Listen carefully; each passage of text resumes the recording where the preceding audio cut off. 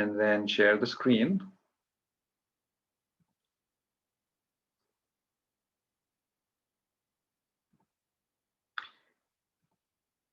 And if you remember, this is where we left off.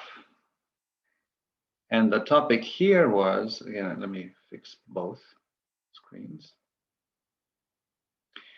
The topic here was, we were talking about things that can help you. So what are some of the strategies that you might do before you go to work or school that help you get ready for the day? And there's an expression that says the morning of the day is the rudder of the day. So how you start the morning kind of dictates how your day will be. So what are some of the things you might do that helps you cope with the day? Some ideas. I do a 10 to 15 minute meditation in the morning. Beautiful. Coffee. Wonderful. Coffee. Working out. Lots of it. Lots of okay. Cody, quick question. So you wake up and you're a surgeon, so you'll probably have to be there before they open the doors, but like 5 o'clock, 6 o'clock, whatever time. By the time you wake up, you're drinking coffee, you're on your way, you land at the hospital. How much time is there? 30 minutes, maybe 40 minutes, 20 minutes? Yeah, I like to not feel like I'm rushed and have to get there within 30 minutes unless it's like an emergency call deal, then, you do what you got to do. But I like to just have at least 30 minutes, even if I'm waking up super early, just around the house to feel like I've, got a 30-minute window to get up and get ready and do whatever I got to do before I actually have to leave.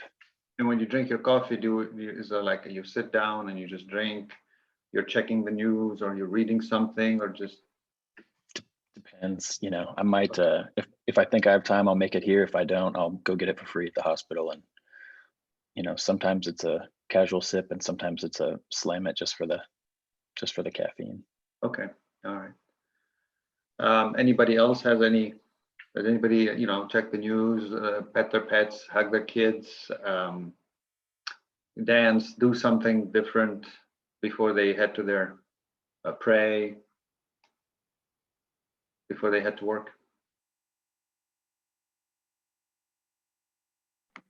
Well, I always make it a habit that I can't leave the house unless I have breakfast. Even if it's on the way, I have to eat. Like my days is crap if I don't eat breakfast. Okay. That's really important to me. And I always play music on my way to work, or listen to something to kind of relax me so that, I don't start the day with stress, because that can rapidly snowball. So what music do you listen to? I usually listen to like either gospel music or whatever is on the radio or whatever. It doesn't really matter. It's just, it needs to be something that's going to be beneficial to my mind, because I found that that's really important. Okay. So if you look at some of the things we know that might work, and best practice is sometimes getting a good night's sleep, eat breakfast. Usually protein-rich breakfast will help prepare your body and your mind better. But again, it's not the big fatty stuff. Mindfulness exercise, the meditation, gratitude focus. Some people say, all right, how do I see the day moving forward? And all of these techniques, at the end of the presentations, you're going to find out why and where they hit and how they converge and what their benefit is. It's going to hopefully make sense. Some, connect with their loved ones, change their mindset, view their stress as challenge, and then avoid negativities and so on and so forth. So it's a conscious thing that you have to do, or you want to do, or you do. If you don't do that, something happens in the brain, and we'll see. Now, there's a concept called reattachment. What does that mean? Reattachment, if there's reattachment, then there needs to be detachment. I'll talk about detachment in a second. Reattachment is, I'm at home, and I'm gonna talk about detachment But when I'm going to go back to work, let me put myself in the zone of work. Much like athletes, professional athletes, they start listening to music, preparing themselves for the game, and so on and so forth. So, and the importance of it is if you do that, then you set the expectations for your brain. For example, if you open up your schedule and Cody sees that he has 6 surgeries and he looks at those surgeries and says, all right, number 3 is going to be very tough. Number 5 is going to be short. He prepares his mind and body. I'm going to take a break here. I know this is demanding. So he prepares his mind and body to deal with the day. And if you do that on a daily basis, and so if he does that, he'll cope versus he just finished his 6 surgeries, about to go home, and then they call him from the ER, hey, we've got emergent surgery. He'll do it, but he is exhausted, he's tired, and he may not be the same as if he had planned for that 7th surgery. We all do the same thing.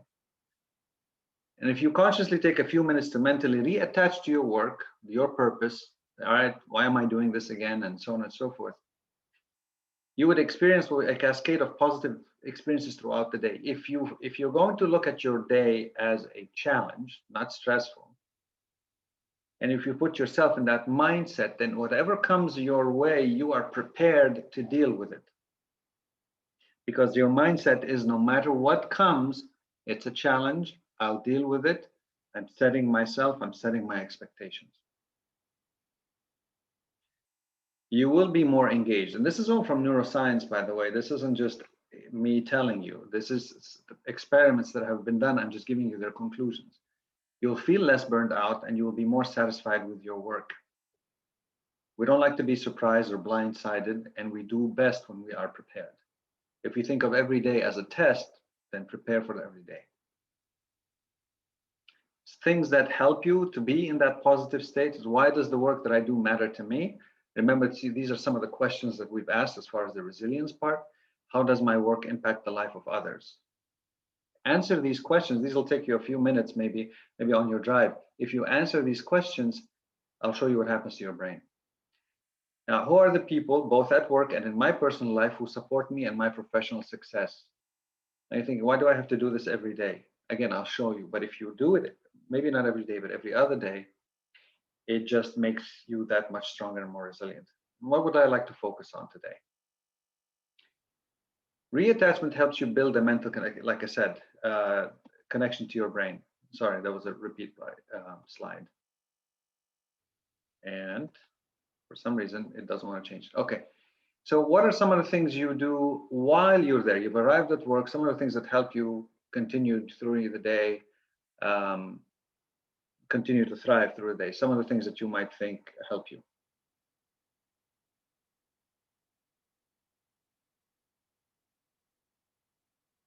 I'm going to call on people.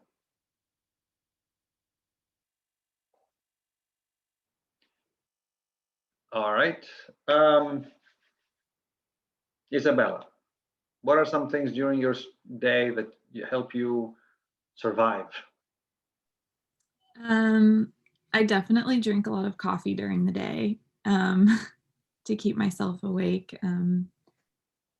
But sometimes I'm not very great at this yet, but I'll try to take just a couple seconds and do mini meditation and just focus on my breathing if I'm feeling overwhelmed. And that tends to help. And how do you do that? You're meditate, take a few seconds. What do you do? Yeah, I'll just try to take some deep breaths and really focus on my breathing. Okay. And try to let whatever thoughts I'm having just come and go so that I don't get too attached to them. Excellent. Louis, some of the things you do during your day. Yeah, I just look at the clock, see how much more time I have left, or decide what I'm going to do afterwards. It's pretty much it. Okay.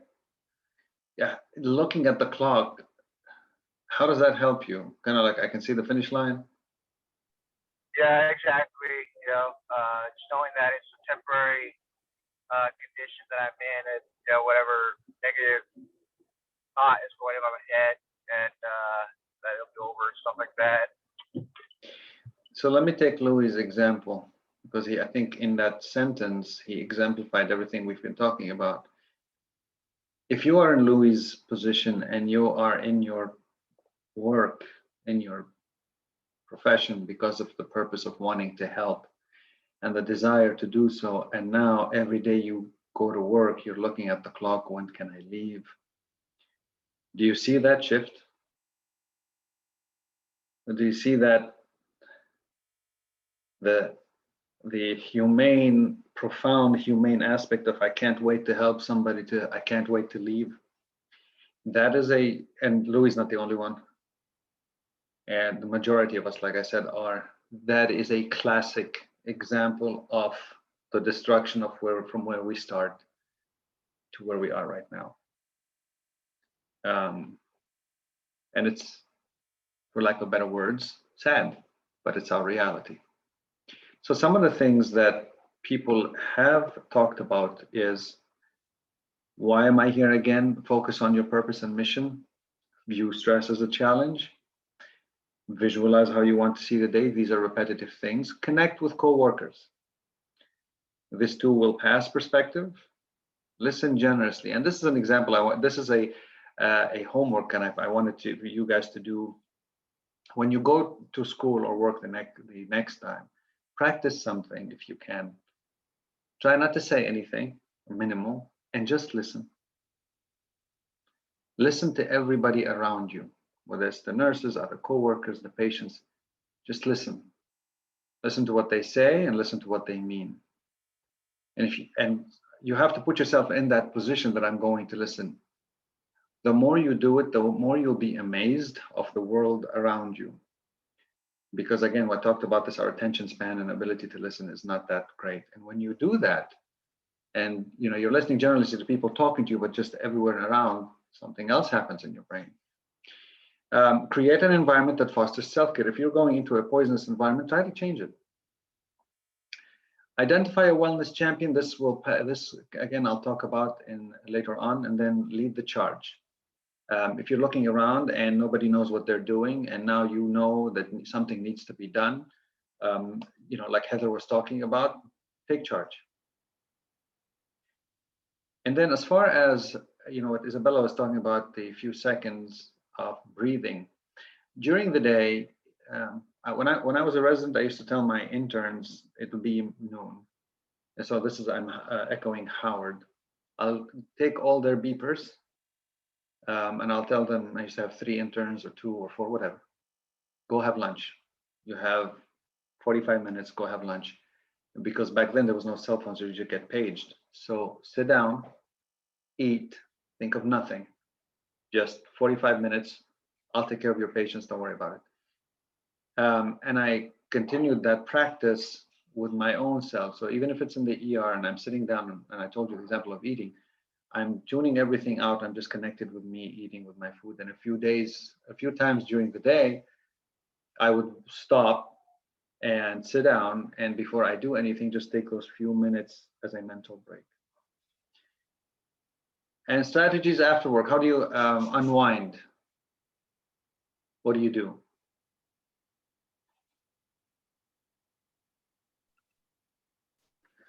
Sometimes exercise if I've got enough juice left. Other times, get a food with friends or TV, whatever. Okay. When I leave work, I'm coming home usually still to more work, right?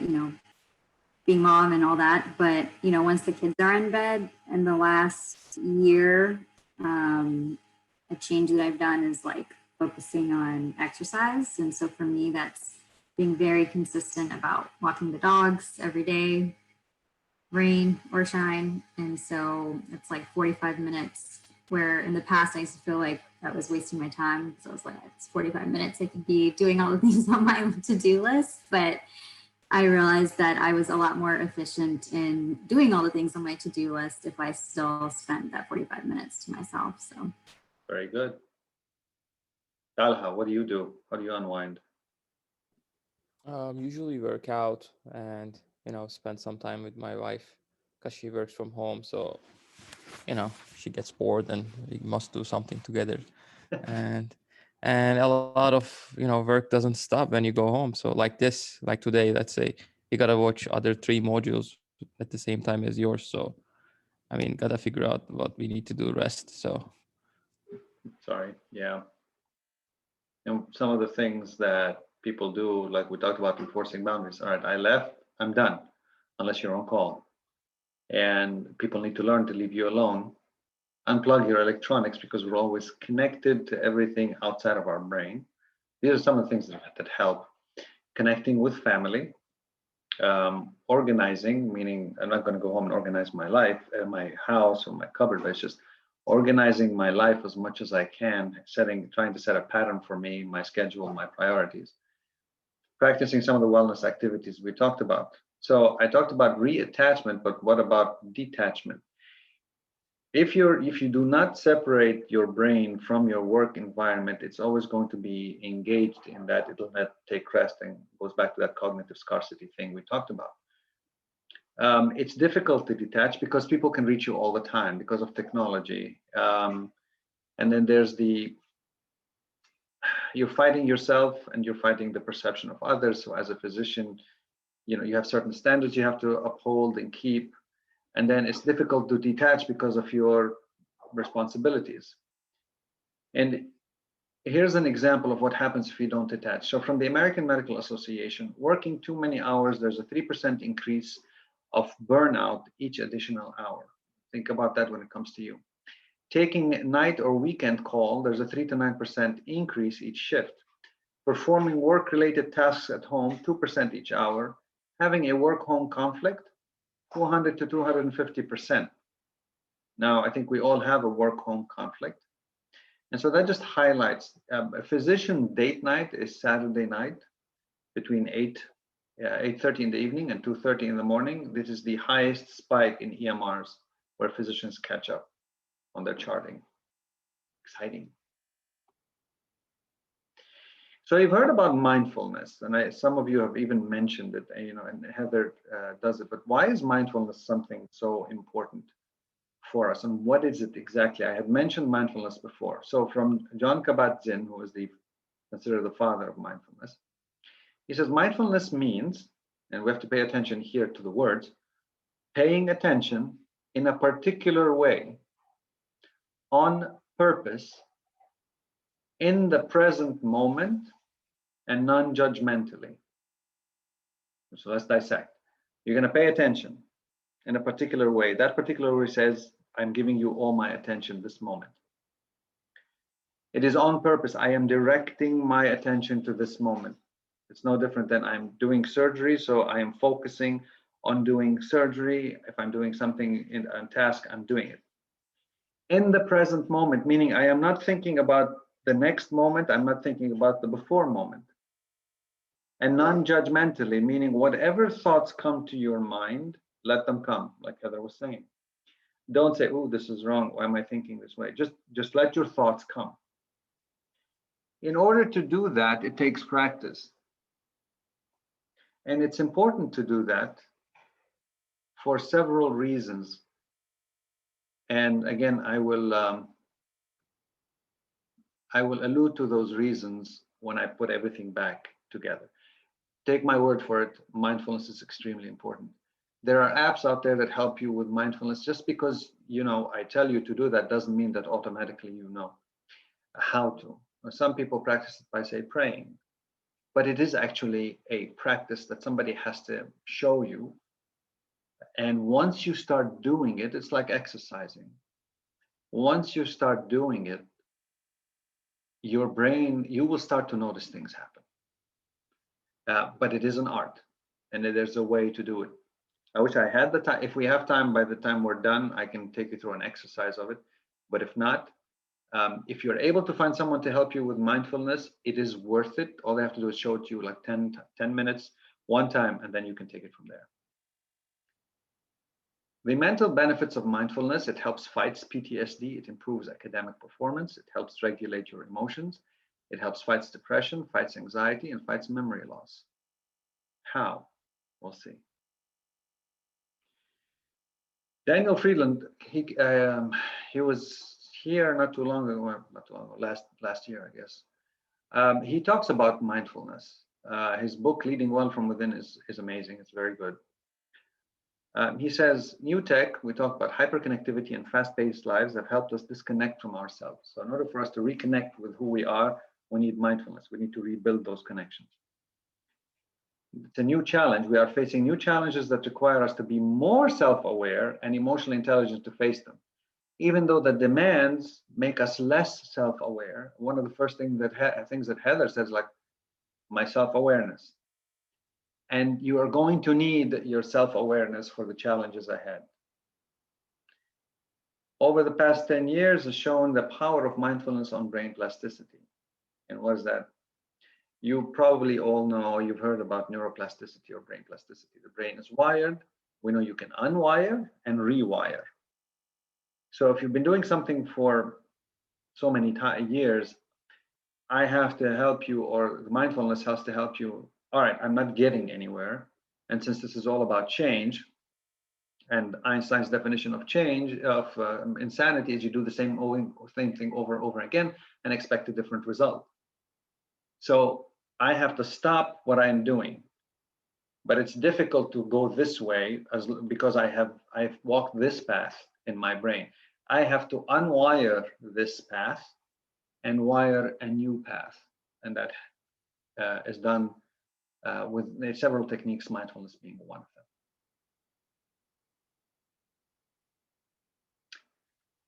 them. Again, some parting words for this part. To be yourself in a world that is constantly trying to make you something else is the greatest accomplishment. Great, wonderful. The question now is, how do we do it? A wise physician said, the best medicine for humans is love. Someone asked, what if it doesn't work? He smiled and answered, increase the dose. That goes to them and it goes to you. If you do not make time for your wellness, you will be forced to make time for your illness. We tell that to our patients all the time. There's a common theme that you probably are noticing in my presentations. And that common theme is that I bring in the different concepts and I repeat them, but I come at them in different ways. There's a method to my madness. Bear with me. All right, so, and we started about 25 minutes ago. Instead of going through the cookie break, I'll give you a break halfway through the second part, if that's okay with you. I'll try to get you here earlier than noon. If you have any questions so far or not, let me know. All right. Sorry about the background noise also. Now, you all have received some training or information about leadership, yes?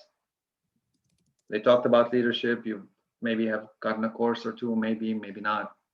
I don't know. I'm assuming no. Okay. The fourth part is leadership. That's the fourth part of our journey. And I alluded to why leadership is important. We looked at the percentages as far as burnout at the initial level, the 3% change and 9% change. And then at the higher level, the 11% change and 43% change or impact on burnout.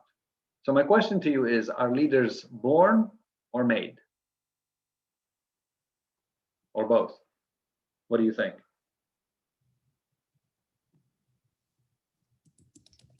I think that before the rhetoric was that leaders were born, but now we're finding that people can work on themselves and get themselves to a place where they can be good leaders, effective leaders. Very good. How many would agree? Yeah, I agree. I think most of the skills for leadership can be actually taught. I think there are only a few people who can't be taught to be leaders, right? Or who are not receptive to the teachings. But I think you just need the right leader for the right situation. And they just need the right skills for that situation. It needs to be specific to the situation. It's not just a broad-based, what do you call it now, protocol. Very good, Howard. Thank you. So here's what I'm hearing from you guys, like it can be taught, right? And keep that thought in mind. Yes, so I agree with you. You have to have the substrate, and then you have to be taught, much like a few other things. And since we all agree on that, great, wonderful. Do you have any, I mean, Howard maybe alluded to it in a little bit, but do you know what leadership is for you? If you can, I ask you to have a paper and a pen, just a few words, kind of write down what leadership means for you. How does it, if you're going to look at somebody and say, identify, that's a leader, what are their attributes that make them a leader?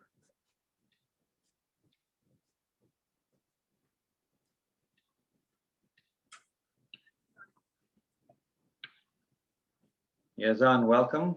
Sorry, this is the fourth part. I don't know if you had a chance to see the other two. But this part's about leadership. The second part is about coaching, and hopefully you'll make sense of what we're talking about. But this is with respect to leadership and its effect on burnout.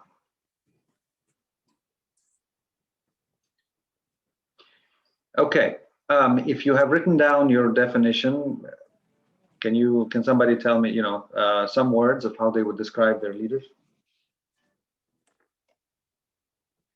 Okay, good. Thanks, Yazan.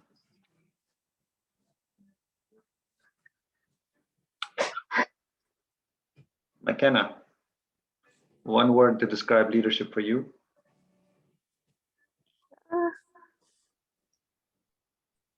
So I would say listens to those around them to inform their decisions. Very good. Listens. Okay, listening skills. Let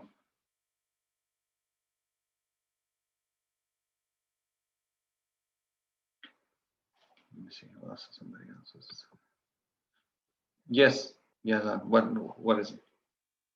The leader is able to get other people to come together to act together. And effective leaders are able to get people to do that out of their consent and buy-in. Very good. So they can get consent and buy-in. All right, wonderful. So, and they will be they'll be able to have everybody involved. Very good. What else do you guys think? I said that leaders are confident and able to, I'm not afraid to take risks. Okay. I would say that leaders need to have the ability to take criticism from others and decide what to do with that. Okay, wonderful. So keep all of this in mind as we move forward. And is it Tox at the knee? Am I saying it right? Or at the knee? Yes. Okay, welcome. Thank you. All right. Again, don't mind my friend. So to make this applicable, this whole thing is about what? Remember, what did we call the whole purpose of this is about change, right? And so I tied leadership to change. And if you think about it, at any one point, something is changing in your life. And how, if you are able to make that change first within you, then you are leading yourself. And then, like Heather alluded to, people talk about burnout, they really don't know what to do with it. I'd like to help maybe somebody get to that point. Then now you're leading others. So a leader, for the purpose of this topic, is one who acts as a change agent in actions and ideas. For this to happen, there must be movement from one level of consciousness to another, from one state to another. You're leading, great, but you have to move, no matter what the movement is. So it's challenging the status quo is a requirement of leadership. You're going to look around you and say, are we at our best? Something's not okay here. Maybe we're doing great, but can we do more? Manifesting the ability to be a leader is the essence of leadership. So it's not important to say, okay, I'm the leader. All right, how do you show it? And you guys alluded to some of the things. Therefore, again, for the purpose of here, the definition of leadership is exercising the ability to be a change agent in one's environment. And many definitions, but let's focus on this one: ability to change or be a change agent in the environment. And since we talked about change, we talked about our environment, and we talked about abilities. This is an ability. When you are a leader, you have to perform an action. Action is the end result of a series of events that occur on a cognitive and emotional level. You're going to perform an action that you think and feel is the right thing to do. So you're going to do certain things in your mind that's going to get you towards convincing yourself, I need to take that action step.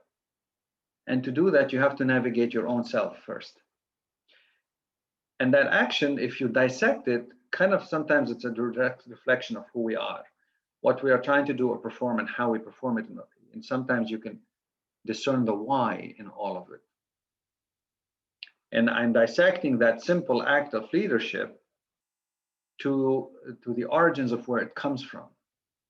Because again, that whole process we're going through and we're targeting is that prefrontal cortex. And then we remember that we respond to our own acts. The more powerful and impactful the action, the more the response, be it a negative or a positive one. So if you put your passion into it and you thoroughly believe in it and you are totally dedicated to it, you will not only convince yourself to go with it, but you are able to convince others. And there's an everyday example for this. And people know, it's like, all right, this person seems so passionate about it, or they believe so much in what they're doing. They're confident. I'm going to follow them. I don't see it. They do, so I'll follow them. If somebody's like, for example, has anybody run a code? Right? You've run codes for residents or in training? No? Okay. First time I ran a code, I was an intern. This was the first day or maybe second day. The resident runs the code. They come in, they identify themselves as saying, I'm the code captain, so that everybody knows, because in a code, everything's chaotic. I walk in, my resident is not there. 2 days ago, I'm a medical student. Today, I'm a doctor, and I'm running a code. The only thing that came to my mind was epinephrine. That's it, at that moment. I kept saying epinephrine. Thankfully, the charge nurse was there, and she put her hand on my shoulder, because at that moment, I was not the most confident person in the room. And she said, would you like, say, sodium bicarb?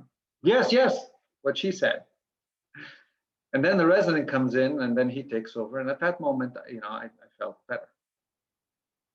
Fast forward.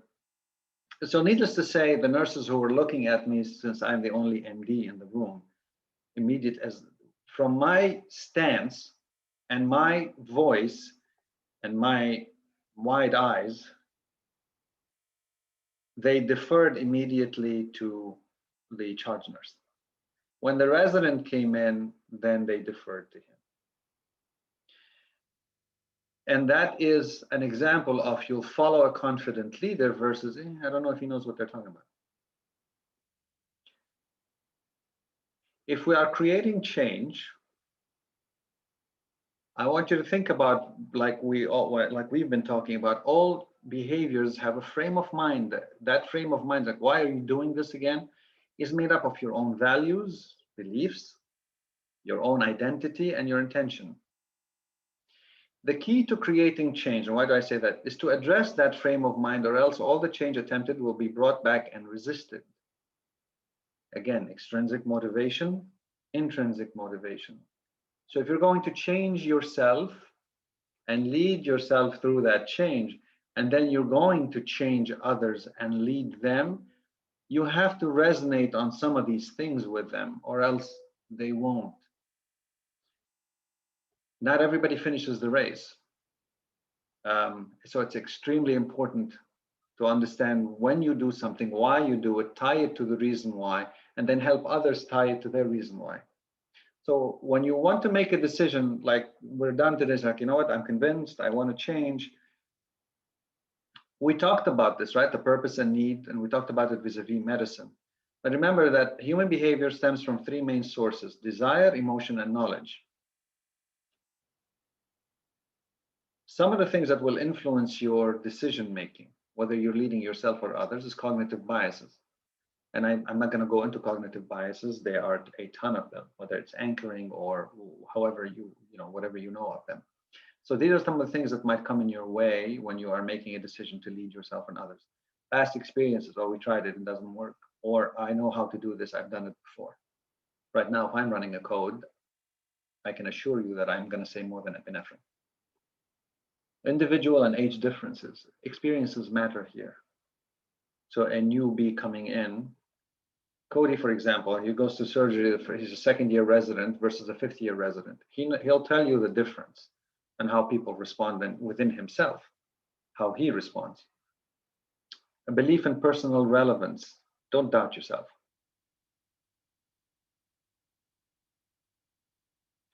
Escalation of commitment influence what choices people make. You're always going to find resistance to change, first within you and then within others.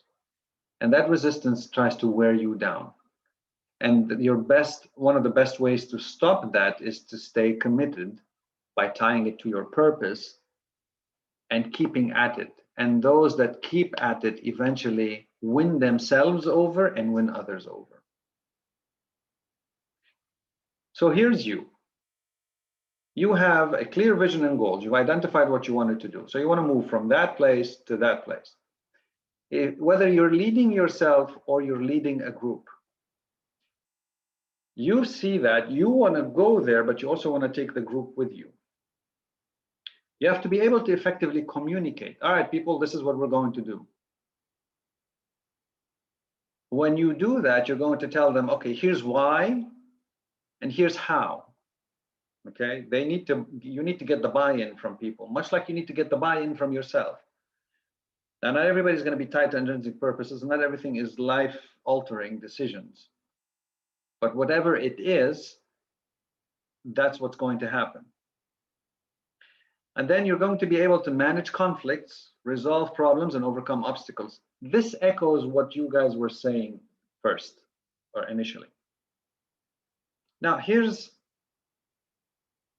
a list of the scenarios where you guys are have leadership roles. Well, the ER, endoscopy suite, or any kind of suite, interventional suite, whether you're talking to colleagues, whether you're teaching, whether you're in the OR, whether you're talking to other staff, and whether you're talking to your patient. Patients know which physician is confident. They know, and they put their life in your hands. Being a physician, interacting with the patient, say for the first time, and in some situations it's more important, it's more impactful than others. When you have a primary care physician, like Alexander wants to go into family practice, he will have time to build a relationship that is based on trust and care and so on and so forth. When you're in the ER, the patient walks in, you're seeing them for the first 30 seconds. You're in a position where a total stranger will give you their full trust, or try to, within 10, 15 seconds, because you're wearing a lab coat. And I remember I showed you the picture, trust me, I'm a doctor. Even though people have inherent biases and skepticism, they still sometimes have no choice but to trust that physician. And if you exude the leadership confidence, you allay their fears, you help them. So it's very important at all levels.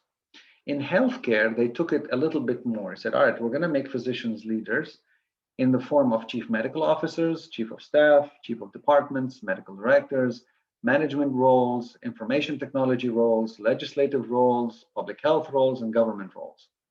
We're going to put physicians in any and all of those roles because we need physicians to lead others. Now, here's the problem when doing so.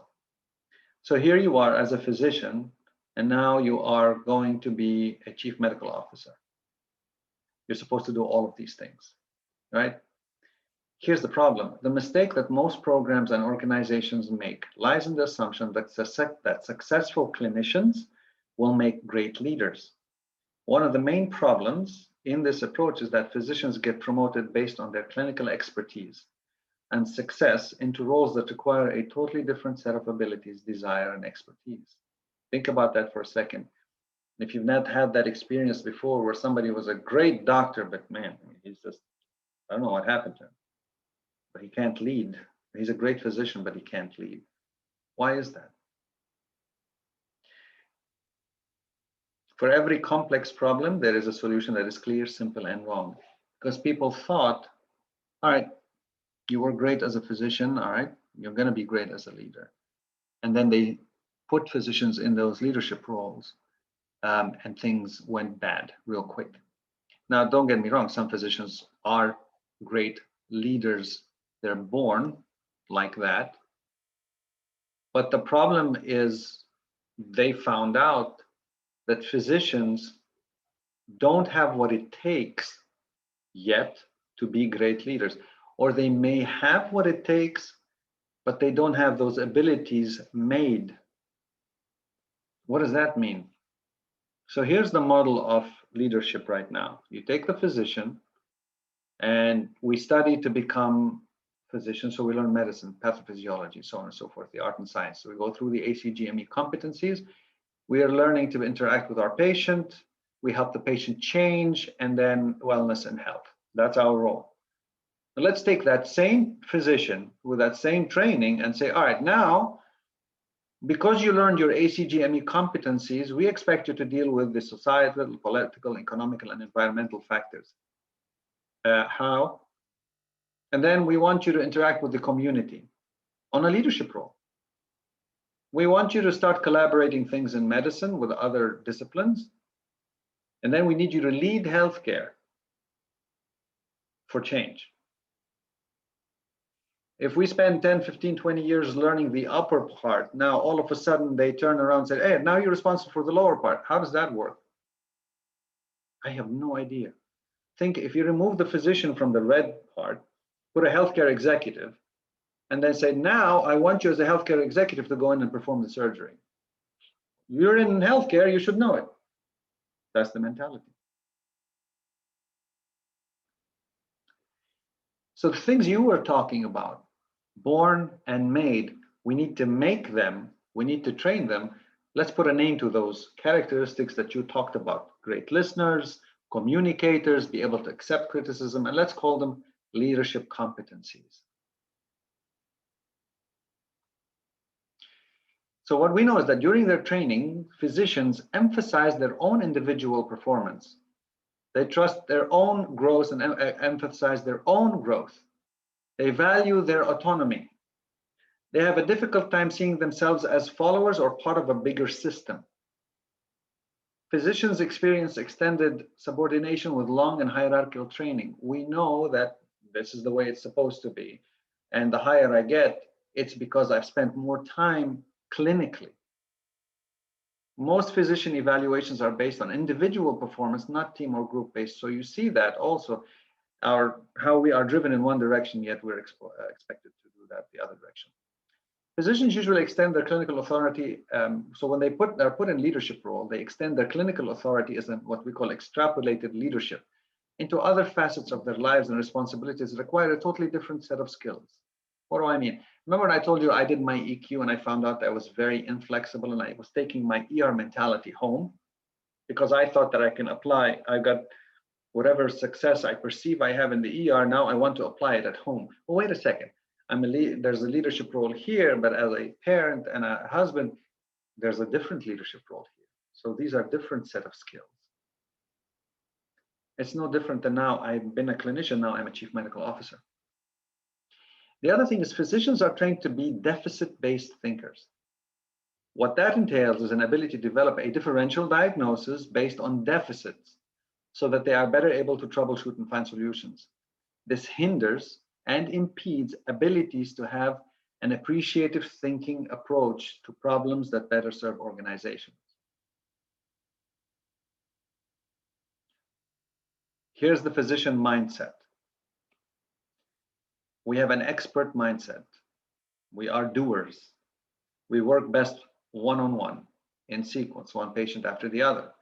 We value autonomy. We are conservative and reactive decision makers. Our success is measured by intrinsic results, such as patient-physician relationships, problem-solving, income generation. Little or no business training or experience, and results demonstrated in patient quality care. That's our metric for us. Here's the leadership mindset. He's a planner. She's a designer. She's an organizer. She values collaboration. They're a team player. Success is a surrogate measure as financial benchmarks, formal management education, and results demonstrated in outcomes and quantitative measures. Why do I put this and highlight it? Because remember the impact of leadership on burnout. So now you are made to have to rely on leaders, if they are physicians that don't have the executive leadership mindset, and if they are executive leaders, don't have the physician mindset, meaning they can't speak your language. So it's a problem.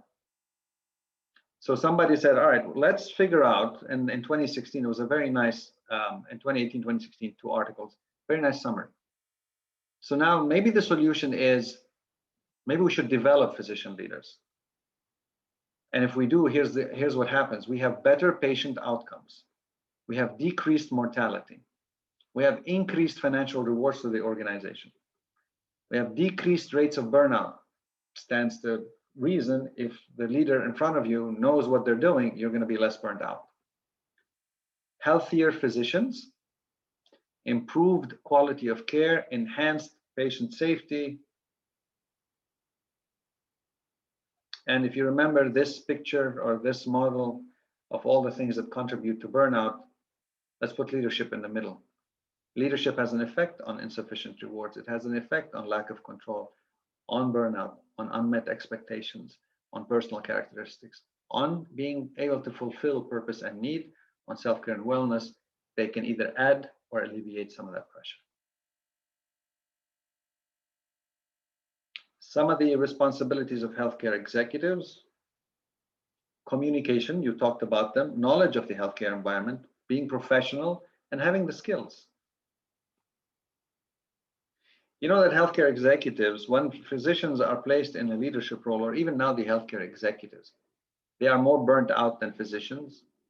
So if the rate of physician burnout is 53, 54%, the rate of healthcare executives is about 73%. They have 4 challenges, okay? Complying with the government, and then technology, advancing technology, fighting costs, and then, you know, look at things like COVID and so on and so forth. So for leadership, when you are placed in a leadership role as an executive, or now what they're dealing with, they said, all right, hey, we'll give you a lemon. Let me explain it to you this way. I need you to make a lemonade. Okay. I did. I performed the task. Here's our hospital, here's our institute, here's my clinic. I made a lemonade. Excellent work. Now I need you to make 2 from the same lemon. So now you go back and you say, all right, let me see how I can squeeze things out. Let me cut off some hours, add some more responsibilities, get people out of their comfort zone, become more lean, you know, just tackle things in a different way. And then lo and behold, you're able to produce 2 lemonade glasses. The environment, the government, the institutes, whatever, the healthcare environment says, great. Now you need to make 3 glasses. Now you're running on fumes. I got nothing. Let me see how I can increase the hours, decrease the pay, negotiate with insurance companies, you know, put in things that are not supposed to be there, cut corners, do whatever I have to do to survive. The end result is, all right, I emerge afterwards with, you know, I got beaten up to do this, but here you go, 3 glasses. And now you are one of the few that have survived this. And so the healthcare environment says, excellent. Now I want you to do it with a smaller lemon. That's our reality now. And the reason I do that is because as physicians, the mentality is, ladies and gentlemen, in the blue corner, you have the doctor. And in the red corner, you have the healthcare executive. The doctor, I am truly concerned about the quality of care and health of the patients. The executives are only concerned about profit, maximization, and cutting costs. They don't know the first thing about patient care. Healthcare executive, I am truly concerned about the quality of care that is provided. Physicians are only concerned about how they get paid. They don't understand that there are limited resources available or what it takes to run a hospital. Then when you become a healthcare executive, you kind of move from the blue corner to the red corner. I need you to remember that it's, let's not forget that it's you and me versus the problem, not you versus me. When you do that, something magical happens. Like, you know what? We are really on the same page. We really want the same thing. Conflict between physicians and healthcare executives causes burnout. Not understanding causes burnout. A person on the right trying to lead a person on the left or vice versa causes burnout. So if you go back to this, you know, I talked about leadership competencies, right? That's what you're going to need. So let's dive in a little bit more into the leadership competencies. And I will do that after 10 minutes, say 10, 15. Is that okay? Is that okay for a break? All right, I'll see you guys at 10:15. Okay, thank you.